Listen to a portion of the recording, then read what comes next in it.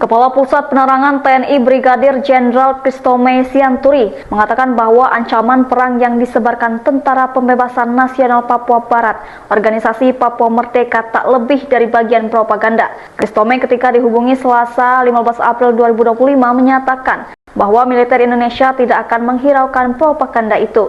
Menurut dia, ancaman perang dari kelompok separatis itu kerap dilakukan untuk menakut-nakuti masyarakat. Propaganda itu, ujarnya, bertujuan agar masyarakat hidup dalam ketakutan sehingga enggan beraktivitas.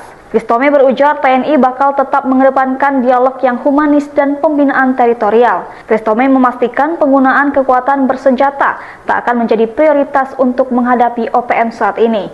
Menurut dia, kekuatan bersenjata baru akan dikerahkan sebagai pilihan terakhir. Sebelumnya, TPNPB OPM memetakan sejumlah wilayah di Papua sebagai zona perang. Sejumlah wilayah yang dinyatakan masuk ke zona merah di Papua diantaranya Yahukimo, Pegunungan Bintang, Dugo, Puncak Jaya, Intan Jaya, Maibrat, Dogiai, Paniai, dan Deyai. Juru bicara TPNPB OPM Sebi Sambo mewanti-wanti kepada para warga pendatang untuk meninggalkan wilayah konflik di Papua. Menurut Sebi, imbauan bagi warga sipil itu untuk menghargai fungsi hukum humaniter internasional. Kelompok ini telah menyerang dan membunuh 17 warga sipil berprofesi pendulang emas di Yahukimo, Papua Pegunungan. Peristiwa penyerangan itu terjadi pada 6 hingga 9 April 2025.